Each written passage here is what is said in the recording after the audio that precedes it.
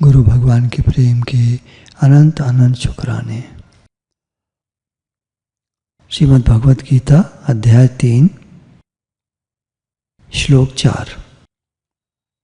मनुष्य न तो कर्मों का आरंभ किए बिना निष्कर्मता को यानी योग निष्ठा को प्राप्त होता है और न कर्मों के केवल त्याग मात्र से सिद्धि यानी सांख्य निष्ठा को ही प्राप्त होता है। तो अगर कर्मयोग को देखें और ज्ञान योग को देखें तो भगवान कह रहे हैं दोनों में ही कर्म करना बनता है। कर्म किए बिना कोई सिद्ध नहीं हो सकता, पूर्णता को प्राप्त नहीं कर सकता।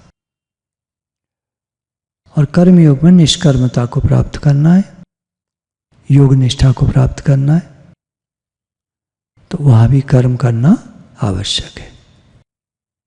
व्याख्या में कह रहे हैं कर्म योग में कर्म करना अत्यंत आवश्यक है। कारण कि निष्काम भाव से कर्म करने पर ही कर्मयोग की सिद्धि होती है। गीता अध्याय 6 का 3 श्लोक। जो योग पर आरूढ़ होना चाहता है, अपने में समता लाना चाहता है, उसके लिए कर्मयोग की दृष्टि से निष्काम भाव से कर्म करना आवश्यक है। तो इस सिद्धि मनुष्य को कर्म किए बिना नहीं मिल सकती। हर व्यक्ति जो जहाँ भी है, कुछ भी करता है, वो अपना कर्तव्य कर्म निष्काम भाव से करे, निष्काम भाव से। जिस स्थिति में मनुष्य के कर्म अकर्म हो जाते हैं अर्थात बंधन कारक नहीं होते हैं, उस स्थिति को निष्कर्मता कहते हैं, निष्कामता कहते हैं। जब हम गुरु के पास जाते हैं तो उनका पहला हमसे जो संकल्प दिलवाते हैं, हमसे कहते हैं तुम्हारा जीवन निष्कामी हो, संकल्प करो मेरा जीवन निष्कामी हो, मतलब कामना रहित हो, मेरे मन में कोई किसी प्रकार की कामना न रहे। हमारे मन में देखें तो सुबह से रात तक पता नहीं कितनी कामनाएं आती हैं। कामना का अर्थ क्या समझते हैं? गाड़ी चाहिए बड़ी, ये कामना है? नहीं, ये मेरी बात माने, ये भी कामना है। ये चीज़ यहाँ क्यों रखी है, ये भी कामना है। वो कहाँ चला गया, ये भी कामना है। तुमने पानी पी लिया, तुमने खाना खा लिया, तुम खाते क्यों नहीं, तुम ये क्यों नहीं खाते, तुम वो क्यों नहीं खाते, ये सब कामना है। देखिए, आप कहेंगे क्यों, गृहस्थी में तो ये कहा ही जाता है। हाँ ठीक है, गृहस्थी में कहा जाता है। उसके भले के लिए अगर हम कह रहे हैं, हमारा कोई कामना नहीं है, हमारा निष्काम भाव है, सब घर वाले स्वस्थ रहें, इस भाव से हम भोजन पकाते हैं, खिलाते हैं, खाते हैं। अब खुद कम खाते हैं, दूसरों को ज़्यादा खिलाते हैं, तो ये भी तो कामना है ना, दूसरे को ज़्यादा लाभ मिले। सब खाओ, जैसी जिसकी भूख है सब लो, आप भी ठीक से खाओ। आप कम खाते हो, नहीं वो बच्चों के लिए उठा के रख दिया, तो ये कामना है आपकी। नहीं तो माँ का कर्तव्य है, कर्तव्य का नाम दे दो आप उसको, है तो कर्तव्य, ठीक है। लेकिन आप अपने अंदर से पूछकर बताओ, आप कर्तव्य की बात कर रहे हो या आया आपकी इच्छा है कि बच्चा अच्छे से खाए ताकि वो स्वस्थ रहे? बिल्कुल सही है, बात सही है, लेकिन किस लिए स्वस्थ रहे, ये देखने की बात है अंदर में। भगवान के लिए स्वस्थ रहे तो निष्कामता हो गई, और किसी कारण से स्वस्थ रहे तो कामना हो गई। आगे चल के भक्ति में लगे, सत्संग में लगे, निष्कामता हो गई। कामना से रहित होकर किए गए कर्मों में फल देने की शक्ति उसी प्रकार सर्वथा नष्ट हो जाती है जिस प्रकार बीज को भूनने या उबालने पर उसमें पुनः अंकुर देने की शक्ति सर्वथा नष्ट हो जाती है। अतः निष्काम मनुष्य के कर्म में पुनः जन्म मरण के चक्र में घुमाने की शक्ति नहीं रहती। जब हम कामना रहित हो जाते हैं अंदर तक, मैं भगवान का हूँ, भगवान मेरे हैं, ये हो गए कामना रहित। अब दुनिया में क्या, वो सेवा कर रहे, सेवा हो रही है, हमारी कोई कामना नहीं है। सेवा हो रही है। सेवा में प्रेम भी है, प्रेम भी है, ऐसा नहीं कि प्रेम नहीं है, सुखी सेवा है, नहीं, प्रेम भी है। पर मेरा है ये नहीं है उसमें। मेरा घर, मेरी चीज़ें, मेरा परिवार, मेरे बच्चे, मेरा पैसा, मेरा व्यापार, ये नहीं है उसमें, मेरा नहीं है उसमें। भगवान के घर में रहते, भगवान का काम करते, सेवा करते, सबकी सेवा करते, पकाते हैं, खिलाते पिलाते हैं, सबकी सेवा करते। ये ना डिफरेंस आप देख करके बता पाओगे, आप खुद बता दोगे। आपने ज्ञान सुना है, आप खुद बता दोगे। जब 4 लोगों को देखोगे, अभी शिविर आएगा वृंदावन का, तो वहाँ पर ऑब्जर्व करना लोगों को, जो खाने के अराउंड होते हैं, आसपास होते हैं। परिवार आ रहा है, मान लीजिए एक पत्नी है, पति है, बच्चे हैं, आप उनको ऑब्जर्व करिएगा, आपको सकामता और निष्कामता साफ दिखाई दे जाएगी। फर्क होता है थोड़ा थोड़ा। महीन जिसकी दृष्टि होती है ना, बारीक दृष्टि वाला तुरंत कैच कर लेता है, सूक्ष्म दृष्टि कहते हैं इसको। अंतर्मुखता वाला तुरंत कैच कर लेता है। अंतर्मुखी कौन है, बाहरमुखी कौन है, ये आपको साफ दिखेगा। अंतर्मुखता में रहते हुए भी काम होते हैं और बाहरमुखी होकर भी काम होते हैं। बाहरमुखी में आपको बहुत हलचल दिखाई देगी, अंतर्मुखता वाला शांत भाव से काम करेगा, वो हुक्म नहीं चलाएगा किसी पर। ये खास पहचान है, हुक्म नहीं चलाता वो खुद करने लगता है, आओ काम करें। तो ये सारे फर्क जब सूक्ष्म दृष्टि होती है तो देखने में आ जाते हैं। किस लिए देखने हैं? कर्म बनाने के लिए नहीं देखने हैं, अपने उद्धार के लिए देखने हैं, मुझे कैसा होना है। हाँ, समझ खुलती है ना अपनी। कामना का त्याग तभी हो सकता है जब सभी कर्म दूसरों की सेवा के लिए किए जाएं, अपने लिए नहीं।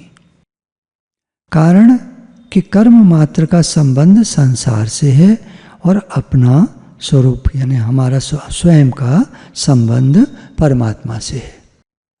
कर्म का संबंध तो संसार से है। कर्म किस लिए करते हैं? संसार के लिए, सेवा के लिए करते। तुम कौन हो? हम तो भगवान के हैं। सोते में कोई जगा दे, तुम किसके हो? हम तो भगवान के हैं। अपने साथ कर्म का संबंध है ही नहीं, हमारे स्वयं के साथ कर्म। आत्मा करता बोलते हैं, आत्मा करता है, कुछ करता नहीं है, शक्ति मात्र है ना। तारों में बिजली फैली हुई है, कुछ नहीं कर रही है, पंखा चल रहा है, बिजली के होने से पंखा चल रहा है, बत्ती जल रही है। ये शरीर मान लीजिए इनको, तो शरीर कार्य कर रहे हैं, आत्मा तो शक्ति रूप है, सत्ता है। इसलिए जब तक अपने लिए कर्म करेंगे तब तक कामना का त्याग नहीं होगा, और जब तक कामना का त्याग नहीं होगा तब तक निष्कर्मता की प्राप्ति नहीं होगी। तो अपने लिए काम नहीं करना है, अपने सुख के लिए, अपने आराम के लिए, अपने वालों को अपना वाला मान करके ये मेरे हैं, ऐसे नहीं कर्म करना है। करो, आप घर मिलाए, परिवार मिलाए, भगवान से मिलाए, आप सेवा करो, सेवा करते हैं। सिद्धि की प्राप्ति के लिए उसे कर्तापन यानी अहमता का त्याग करना आवश्यक है। अब सांख्यों की दृष्टि में देखें, ज्ञान की दृष्टि से देखें, तो सिद्धि की प्राप्ति, भगवान की प्राप्ति, समता की प्राप्ति के लिए कर्तापन, अहमता का त्याग करना आवश्यक है। अतः सांख्ययोगी के लिए कर्मों का स्वरूप से त्याग करना मुख्य नहीं है, प्रत्युत अहमता का त्याग ही मुख्य है। तो सांख्ययोगी के लिए, ज्ञान योगी के लिए, ज्ञानी लोगों के लिए क्या है? अहमता का त्याग। मैं शरीर हूं, इसका त्याग। मैं नहीं हूं शरीर, मैं तो आत्मा हूं, शरीर से सेवा होती है। भगवान कर्मयोग और ज्ञान योग दोनों ही साधनों में कर्म करने की बात कहते हैं। यह एक स्वाभाविक बात है कि जब साधक अपना कल्याण चाहता है तो वह सांसारिक कर्मों से उकताने लगता है और उन्हें छोड़ना चाहता है। कोई जब साधना मार्ग पे लोग चलते हैं तो उन्हें कर्म बहुत बेकार लगते हैं, विघ्नकारक है, कौन चक्कर में पड़े, भाई भगवान में लगना है तो ये कर्मों का चक्कर क्या है, छोड़ो सब, भगवान में लग जाओ। आगे भगवान कहेंगे मनुष्य क्षण मात्र भी कर्म किए बिना नहीं रह सकता, उसकी आदत होती है। तो जहाँ जाएगा वहाँ क्या करेगा, बखेड़ा खड़ा करेगा, फिर काम तो करना नहीं है तो झंझट डालेगा औरों के काम में, ये है। इसलिए भगवान ने कहा कर्म करते रहो, अपना कर्म करते रहोगे तो सुखी रहोगे, दूसरों को डिस्टर्ब नहीं करोगे। तो दोनों प्रकार के साधनों में भगवान कर्म करने की आज्ञा देते हैं। कर्मयोग हो, ज्ञान योग हो, कर्म करो। भगवान का अभिप्राय कर्मों को स्वरूप से छुड़ाने में नहीं है, प्रत्युत कर्म कराने में है। हाँ, भगवान कर्मों में जो जहरीला अंश कामना, ममता, आसक्ति है उसका त्याग करके ही कर्म करने की आज्ञा देते हैं। तो जगह जगह भगवान ने मोह, ममता, आसक्ति और कामना, इनका त्याग बताया। कर्मों का स्वरूप से त्याग करने की अपेक्षा साधक को उनसे अपना संबंध विच्छेद करना चाहिए। मैं नहीं करता हूँ, ये तो सेवा होती है शरीर से। कर्मयोगी निस्वार्थ भाव से कर्म करते हुए शरीर, इंद्रियां, मन, बुद्धि, पदार्थ आदि को संसार की वस्तु मानकर संसार की सेवा में लगाता है। कर्मयोगी निस्वार्थ भाव से, कोई स्वार्थ नहीं, कर्म करते हुए शरीर से क्रिया हो रही है, शरीर, इंद्रियां, मन, बुद्धि, पदार्थ आदि को संसार की वस्तु मानकर संसार की सेवा में लगाता है और कर्मों में तथा पदार्थों के साथ अपना कोई संबंध नहीं मानता। गीता में 5वें अध्याय का 11वां श्लोक देखेंगे तो ये बात कही है। ज्ञान योग में सत असत के विवेक की प्रधानता रहती है। अतएव ज्ञान योगी ऐसा मानता है कि गुण ही गुणों में बरत रहे हैं, अर्थात शरीर, इंद्रियां, मन, बुद्धि आदि से ही कर्म हो रहे हैं। ज्ञान योगी क्या मानते हैं? शरीर, इंद्रियां, मन, बुद्धि आदि से कर्म हो रहे हैं, मैं नहीं करता हूँ, मैं आत्मा हूँ।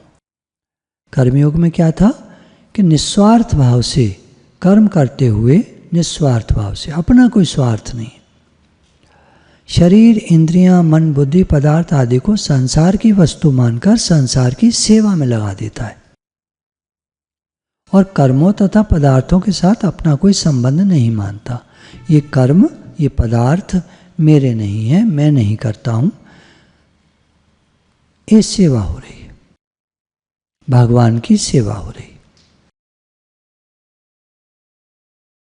प्रायः सभी साधकों के अनुभव की बात है कि कल्याण की उत्कट अभिलाषा जागृत होते ही कर्म, पदार्थ और व्यक्ति, परिवार से उनकी अरुचि होने लगती है। ये स्वाभाविक सी बात है कि जब भगवान में कोई लगता है तो उसका फिर ज़्यादा कर्मों में, चीज़ों में, पदार्थ इकट्ठे करो, परिवार में मार झंझट है ना। जितना परिवार फैला हुआ, आप जितना आप परिवार को बढ़ाओ से मतलब है, देखिए हम दो, हमारे दो, ये तो एक परिवार हो गया। अब इसके आगे बढ़ाना है, अब इनको भी पूछो, उनको भी पूछो, अब वो आ रहे हैं, अब वो आ रहे हैं, अब उनके यहाँ जा रहे हैं, अब उनके यहाँ जा रहे हैं, ये परिवार बढ़ाना हो गया। साधक को ये सब झंझट लगता है, संसारियों को ये सब अच्छा लगता है। जिसको जैसा अच्छा लगे करे, कोई बुरा और गलत की बात ही नहीं है। भगवान तो ये कह रहे हैं कि जो मेरे को चाहता है, जो भगवान को चाहता है, वो भगवान के लिए सब काम करता है। वो पदार्थों को भगवान के मानता है, परिवार को भगवान का मानता है। ये फर्क है ना। साधक अब इन बातों से अरुचि होने लगती है, तो उसको ये चाहिए, भगवान समझा रहे हैं कि तुम सब कुछ भगवान का मानो। गुरु ग्रंथ साहब में एक लाइन आती है, शब्द आता है, मन बेचे सतगुरु के पास, तिस सेवक के कारज रास। जो अपना मन गुरु को बेच देता है, उसके सब काम पूरे हो जाते हैं। अभी क्या है मन बेचना, क्या होता है मन बेचना? मतलब घर परिवार, पैसा, सामान और ये और वो सब गुरु को दे दिया। अब ये आपका है, मेरा नहीं है। उसके सब काम हो गए, अब गुरु कराएंगे उसके काम सब। तो यहाँ भगवान कह रहे हैं तुम भगवान को सौंप दो सब चीज़ें, उनकी कर दो, तो अब वो कराएंगे सब। तुम तो निमित्त मात्र हो, तुम्हारा शरीर काम करेगा, आलसी मत बनना। तेरी कर्म न करने में भी आसक्ति ना हो, आलसी मत बनना, फिर दुखी होगे, प्रकृति नहीं छोड़ेगी। खूब काम करो, कहो ये कि सेवा करते हैं, भगवान की सेवा हो रही, कहो ये। अंदर की बात है ना, अंदर की कहानी तो बदलते नहीं हम, बाहर की बोली को बदलना चाहते हैं। बाहर बोली बदलने से क्या होगा? गुरु जी के सामने आके सब वही भाषा बोलते हैं ज्ञान वाली, और बाहर जाके वैसी भाषा बोलते हैं एकदम संसारी। तो ये तो गलत बात है। जैसे हो वैसे रहो। गुरु जी अभी मेरे को ये ज्ञान वाली भाषा आती नहीं है, भक्ति वाली भाषा आती नहीं है, कर्मयोग की भाषा आती नहीं है। किन्हीं का प्रश्न था कि इस संसार में किसी भी चीज़ को अपनी मत मानो, लेकिन हमने जब पैसा जमा करके रखा और जब किसी को देने की बारी आई और वो अचानक पैसा खो गया, कहीं चला गया, गायब हो गया, चोरी हो गया, जो भी हो गया, तो हमें दुख नहीं होगा? तो ये तो देखिए अलग अलग बातों को मिला रहे हैं ना, दो बातों को। पैसा जमा किया ठीक था, देना है किसी को ठीक है, अब चोरी हो गया तो किसी जन्म का वो है, कर्म का फल है, किसी का था वो ले गया, हमने अपना माना था इसलिए दुख हो रहा है।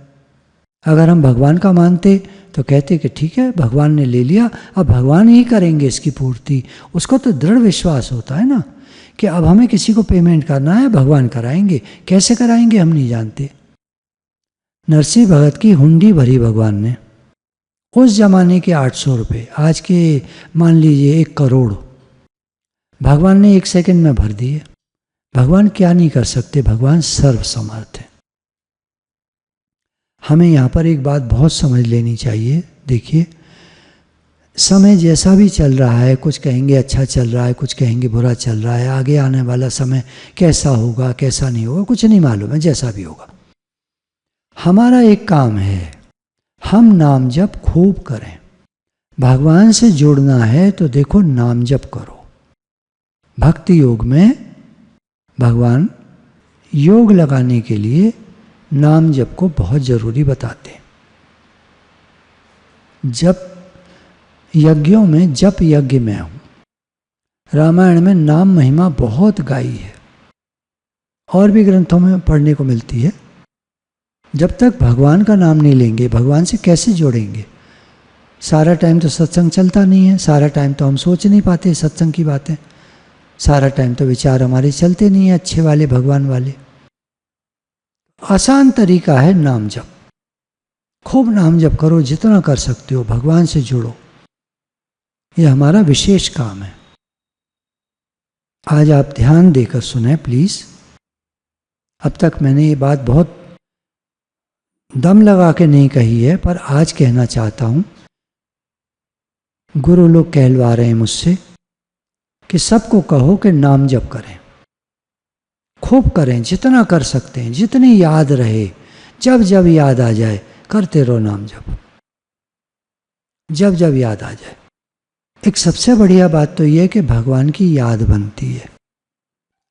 दूसरी बात है हमारे पुण्य बनते हैं। तीसरी बात है पाप कटते हैं।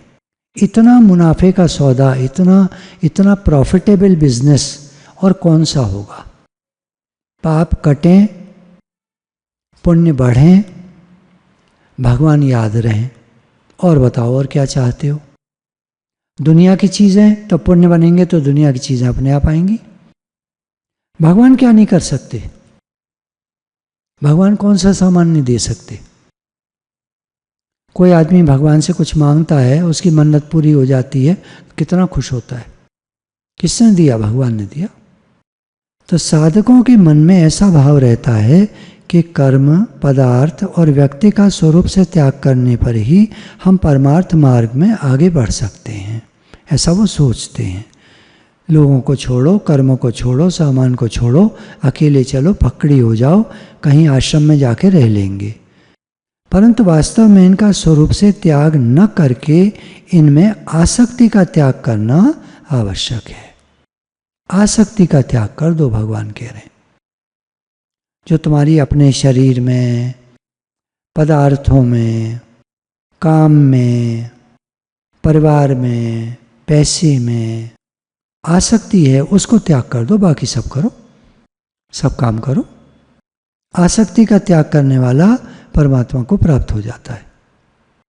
अब कर्म योग में ये बातें आसान होती हैं, क्योंकि वहाँ हम अपने घर में रह रहे हैं, सब कुछ अपना है, सब कुछ अनुकूल है, सब कुछ अच्छा है, बस ये कहते रहो भगवान का है। कहना ही तो है, मानना ही तो है, मानना जरूरी है। सांख्य योग में थोड़ा सा मुश्किल हो जाता है, क्योंकि वो घर छोड़कर या परिवार से अलग होकर या अलग कहीं साधना करता है, तो उच्च कोटि का वैराग्य के बिना आसक्ति का त्याग करना कठिन होता है। क्योंकि घर तो छोड़कर चला गया, आसक्ति कटी नहीं तो मन में वहाँ घर ही चलेगा। कुछ लोग घर छोड़कर जाते तो हैं, बाद में घर लौट आते हैं। तो उत्कट वैराग्य के बिना आसक्ति का त्याग करना कठिन होता है। परंतु कर्मयोग में वैराग्य की कमी भी हो, चलो कोई बात नहीं, हमें वैराग नहीं है जी, कुछ नहीं, तुम्हें क्या करना है वैराग का, तुम भगवान का मान लो, बस वहीं रहो, वहीं खाओ, वहीं पियो, वहीं सब करो, वहीं सब काम करो, बस सेवा का नाम दे दो और भगवान का नाम दे दो, मान लो ऐसा सब कुछ भगवान का है, हम तो सेवा करते। तो कर्म योग में वैराग्य की कमी होने पर भी केवल दूसरों के लिए कर्म करने से आसक्ति का त्याग सुगमता पूर्वक हो जाता है। क्योंकि अपने लिए तो हम कुछ कर नहीं रहे, दूसरों की सेवा कर रहे हैं, तो काय की आसक्ति, कहाँ आसक्ति, सेवा कर रहे हैं। गीता में भगवान ने एकांत में रहकर साधना करने का भी आदर किया है। कोई अगर एकांत में जाकर साधना करता है वो भी अच्छा है। ऋषि मुनि, त्यागी, वैरागी, ये सब एकांत में जाके साधना करते हैं, बहुत अच्छे। अब बात क्या है, भगवान कह रहे हैं एकांत में सात्विक पुरुष अगर है तो साधन भजन में अपना समय बिताता है। वो 23 घंटा भजन में, 22 घंटा भजन में लगा रहेगा, 1 घंटा, 2 घंटा, 3 घंटा सो लेगा बस। एक आज कहीं न्यूज़ में था कि एक आदमी है, उसने 12 साल से प्रैक्टिस करी है, करते करते करते आज वो इस समय तक पहुंचा है कि पूरे 24 घंटों में वो सिर्फ आधा घंटा या पौना घंटा, 30 मिनट से 45 मिनट तक सोता है बस। देखिए, तो अगर भक्त लोग का अगर हम सुनते हैं कि 1.5 घंटा ही सोते थे, 2 घंटा सोते थे, तो कौन से आश्चर्य की बात है।